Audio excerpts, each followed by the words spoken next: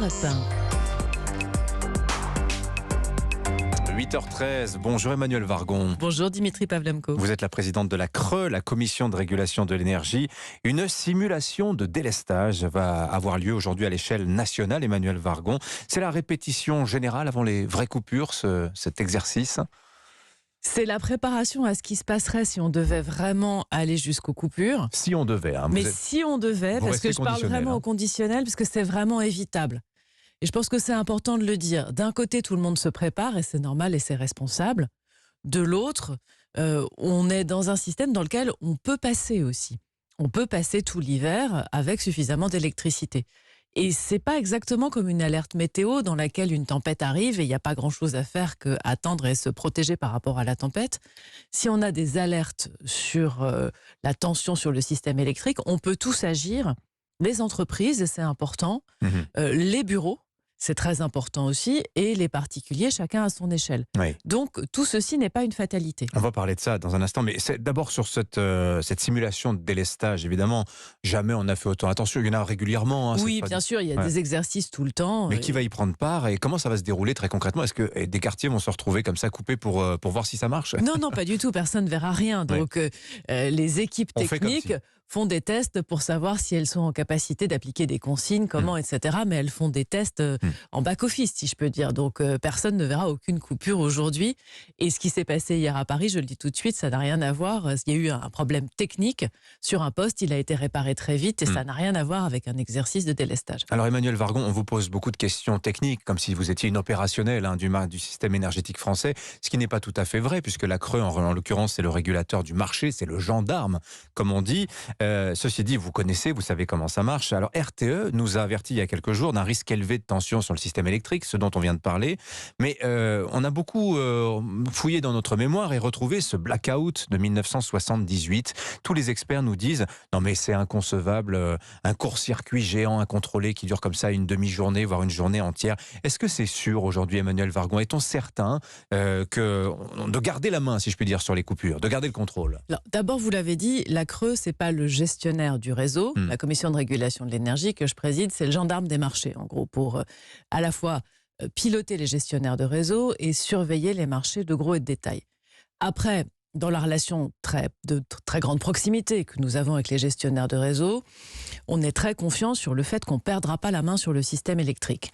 Le blackout, c'est la panne générale où plus personne ne sait comment faire parce qu'on ne maîtrise plus rien.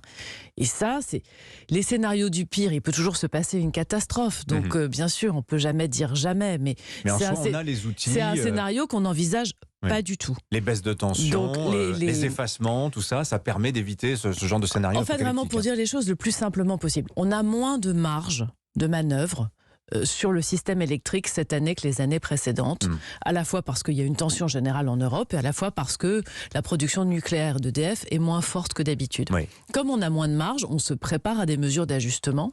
Et les premières mesures d'ajustement, ce sont les entreprises qui s'effacent, c'est-à-dire qui arrêtent d'utiliser pendant quelques temps, volontairement et volontairement, de manière rémunérée, de façon programmée, sont des baisses de tension dans le réseau. Et donc le délestage, c'est-à-dire la coupe, c'est vraiment la dernière des dernières mesures si on n'arrive pas à faire mieux. Vous l'avez dit. Et on espère bien qu'on arrivera à faire mieux. Il y a eu un signal EcoWatt Orange en avril dernier. Personne s'en est rendu compte. On n'avait pas l'appli dans les téléphones à l'époque. Ça a activé ces mesures d'effacement des entreprises. Et donc si on a d'autres signaux, on espère que tout le monde réagira, auquel cas on continuera à avoir tous de l'électricité. Emmanuelle Vargon, on sait qu'au fond le problème, c'est pas tellement la météo. On va la subir. Le fond du problème, c'est le parc nucléaire. Il y a encore un mois, il n'y avait que 26 réacteurs qui fonctionnaient sur 56, donc plus de la moitié du parc à l'arrêt. On en est où aujourd'hui, Emmanuelle Vargon? Et surtout, janvier, qui sera apparemment le mois de tous les dangers, on en sera où? Alors, on est à 38 réacteurs ce matin qui fonctionnent. Donc, c'est en progression et EDF annonce des retours en production là, dans les jours qui viennent. Oui. On suit aussi la puissance.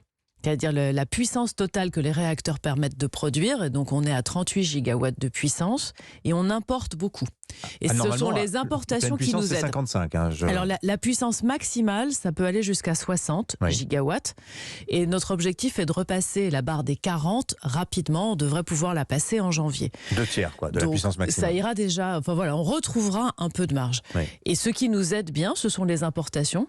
On importe l'équivalent d'à peu près 15 gigawatts de puissance en ce moment, en provenance d'Allemagne, de Belgique, d'Italie. C'est beaucoup. Hein. Et c'est beaucoup, mais c'est ce qui nous permet d'équilibrer le réseau. Mais quand on regarde les chiffres, la France, elle a été cette année 2022, alors c'est une année exceptionnelle, c'est vrai, mais importatrice nette d'électricité, plus de 250 jours.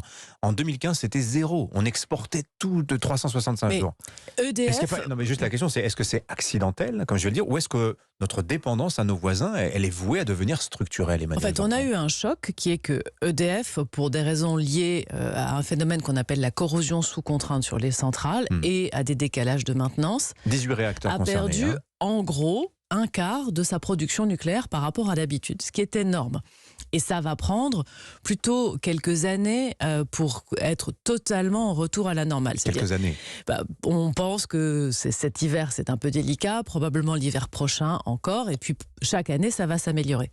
Ensuite, il faut qu'on produise plus, et donc pour produire plus, il faut plus d'énergie renouvelable. Donc c'est tout le travail sur le développement de l'éolien offshore, mais aussi du solaire et de l'éolien terrestre. C'est un sujet compliqué parce qu'on a un sujet d'acceptabilité. Il faut que ça se passe bien là où ces éoliennes sont installées. Et il faudra plus de nucléaire aussi, puisqu'on sait que maintenant, on a besoin de beaucoup plus d'électricité. Donc on a une sorte de course qui va s'engager pour remonter notre capacité de production, tout en continuant à jouer le marché européen, importer et exporter. Alors Emmanuel Vargon, là on a le nez sur les jours qui viennent, les semaines qui viennent, mais vous dites aussi que l'hiver prochain, 2023-2024, sera pire. Mais alors pourquoi pensez-vous que l'hiver suivant sera plus compliqué que celui-là ?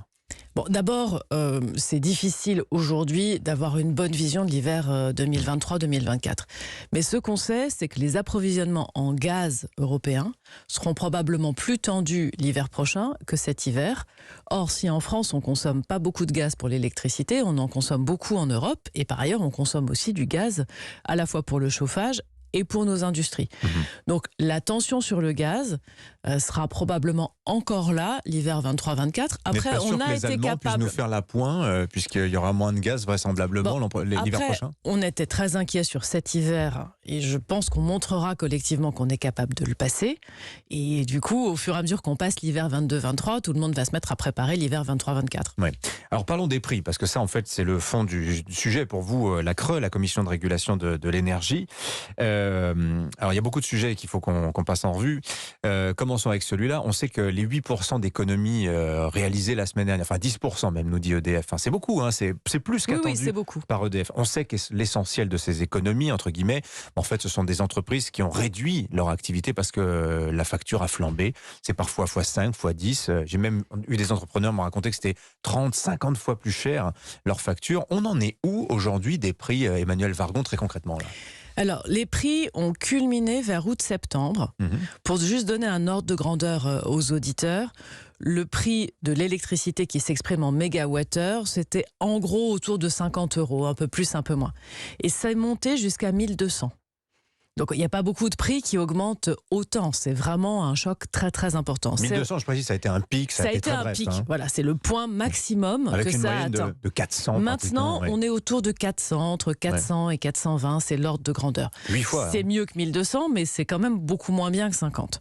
Face à ça, on a mis en place beaucoup de mesures de protection. Je dis on, en réalité, ce sont des décisions du gouvernement, mais la CRE aide en expertise avant et la CRE les fera appliquer par les fournisseurs. Et dans ces mesures, il y a le bouclier pour les ménages, mais il y a aussi ce qu'on appelle l'amortisseur pour les entreprises. Et cet amortisseur, en gros, réduit la facture et réduira la facture d'environ 25%. Oui, pour les TPE, PME. Pas seulement pour les TPE, PME. J'ai entendu les ETI, les entreprises intermédiaires, se plaindre. Ah ben ça y est, on a encore les grandes oubliées. Pour les entreprises, les toutes petites, les TPE, sont au bouclier puisqu'elles sont toujours dans les tarifs réglementés. Comme les particuliers. Comme les particuliers. Les entreprises PME sont dans ce régime d'amortisseur qui est un gros effort, hein. C'est plusieurs milliards d'euros et ça sera une réduction en gros de 25% de la facture. Mais ça et va après, durer, ces prix stratosphériques, là, ça va durer toute l'année. Juste pour finir sur les entreprises, les autres sont éligibles à des aides de Bercy qui sont des aides de guichet et qui viennent aussi compenser la facture quand la facture est trop importante. J'en profite pour redire aux entreprises et d'ailleurs aux collectivités, il faut signer vos contrats. Nous savons qu'on a encore environ 10 000 ou 15 000 ou 20 000 entreprises qui n'ont pas signé leur contrat pour 2023. 2023. Et donc sans contrat, il n'y a pas de fournisseur. Donc c'est vraiment important de signer son contrat. Et l'amortisseur s'applique à tous les contrats déjà signés. D'accord. Donc si vous êtes en discussion avec votre fournisseur d'énergie, d'ici à la fin de l'année, il faut avoir signé les contrats. La clé pour des contrats à prix pas excessif, si je puis dire, Emmanuel Vargon, c'est ce qu'on appelle l'Arenh. Alors c'est un système qui est affreusement compliqué. Je résume simplement. EDF est obligé de vendre à un tarif encadré, 42 € du mégawattheure, une partie substantielle de sa production électrique. Alors justement, vous avez demandé aux fournisseurs leur demande, combien ils souhaitaient disposer d'Arenh l'an prochain. Vous êtes arrivé à 148,9 TWh de demande. Or l'État, pour protéger EDF, parce que ça lui coûte très cher de produire cette électricité à bas coût pour ses concurrents, l'État souhaiterait limiter l'Arenh à 100 TWh. On a été obligé de monter à 120 cette année. Est-ce qu'on ne va pas se retrouver dans la même situation là dans quelques semaines en se disant finalement, et pour sauver les entreprises derrière, il va falloir augmenter le volume de l'Arenh? Alors, pour aider les entreprises, en fait, pour aider tous les consommateurs, EDF vend effectivement, comme vous l'avez dit, une partie de son électricité nucléaire à un prix bas, 42 €. C'est un dixième du prix de marché. C'est beaucoup moins cher que le prix de marché. Maintenant, on a mis en place d'autres aides pour les entreprises, dont celles dont je vous parlais, le bouclier pour les toutes petites, l'amortisseur pour les entreprises type PME. Oui. Et donc tout ceci donne l'équilibre économique pour l'année prochaine et a priori cet équilibre est stable.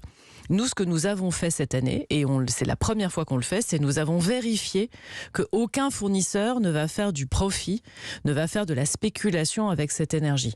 Parce que certains fournisseurs avaient la fâcheuse tendance de recruter des clients pour s'ouvrir des droits à cette électricité pas chère et larguer leurs clients après en leur disant « Désolé, j'ai pas très envie de vous faire des contrats pour pouvoir revendre sur le marché ». Ça, c'est inacceptable. Et nous avons donc corrigé la demande d'une quinzaine de fournisseurs que nous avons baissé justement pour être sûr que cette électricité va bien au client final. Oui, elle ne va pas au fournisseur, elle va au client final. À savoir le volume d'Arenh, 100 A priori, il est stable. Oui. De toute façon, c'est une décision du gouvernement, c'est pas une décision de la Creux. Oui, les décisions, c'est fait pour évoluer. On était à 100, on était monté à 120 cette année. Il faudra poser la question au gouvernement, mais en tout cas, dans les informations que j'ai, c'est stable. Alors, dans les relations que vous avez avec les opérateurs, les fournisseurs d'énergie, à propos des énergies renouvelables, vous avez donné ce chiffre il y a quelques jours de cela, 31 milliards de recettes à l'État. C'est ce que va verser le secteur des énergies renouvelables, en vertu d'un mécanisme un petit peu complexe, mais que je vais résumer très simplement, à savoir, on leur garantissait un certain prix d'achat. En contrepartie, quand les prix de l'électricité dépassaient ce prix garanti, tout ça partait les excédents dans les caisses de l'État. Seulement, vous avez constaté, Emmanuel Vargon à la Creux, que beaucoup de producteurs qui ont profité de ce système se désengagent, résilient les contrats de soutien parce qu'ils ne veulent pas payer pour l'État. C'est de l'ordre de quel montant? Est-ce que ces 31 milliards vont vraiment aller dans les caisses publiques? Parce que ça va financer le bouclier énergétique, ça. Alors, d'abord, ces chiffres, ils changent tous les jours parce qu'ils sont liés au prix de marché. Mais ce qui est vrai, c'est que globalement, les énergies renouvelables, on les a très longtemps subventionnées massivement. Parce que dans la période où l'électricité était pas chère, elle était en dessous de 50, elle était plutôt à 30, 35, 40 € du mégawattheure. Les renouvelables, eux, produisaient plus cher. 60, 70, 80 en fonction des années et des technologies. Donc pendant toute cette période-là, c'est le budget de l'État, donc vos impôts, nos impôts, qui ont financé le développement de ces renouvelables. Maintenant que les prix de marché sont à 400 ou à 500, on a toujours des contrats avec eux pour acheter à 60 ou à 70. Et du coup, ça fait une recette pour le budget de l'État qui vient financer toutes les aides. Les boucliers, l'amortisseur pour les entreprises. Oui. Donc cette recette est importante et c'est vrai qu'on l'a chiffrée un peu plus de 30 milliards. Maintenant, certains producteurs avaient des contrats qui leur permettaient de sortir. Et c'est vrai que on se dit, ils ont été subventionnés pendant 5 ans, 10 ans, 15 ans. Oui, et maintenant, ça serait bien que ce soit réciproque. Et donc, à partir du moment où ces contrats leur permettent de sortir, un autre mécanisme a été mis en place qui s'appelle la taxation de ce qu'on appelle, et je suis désolée, on jargonne beaucoup dans l'énergie, la taxation de ce qu'on appelle la rente inframarginale, c'est-à-dire, dit en français, la taxation de ces profits un peu exceptionnels. Et donc, ce que nous n'aurons plus dans les contrats, on le retrouvera dans cette taxation. Du coup, il ne devrait pas y avoir d'échappement dans le système. Merci Emmanuel Vargon d'être venu nous voir ce matin sur Europe 1. Je rappelle que vous êtes la présidente de la commission de régulation de l'énergie, la Creux. Bonne journée à vous. Bonne journée. 8h28 sur Europe 1 dans un instant.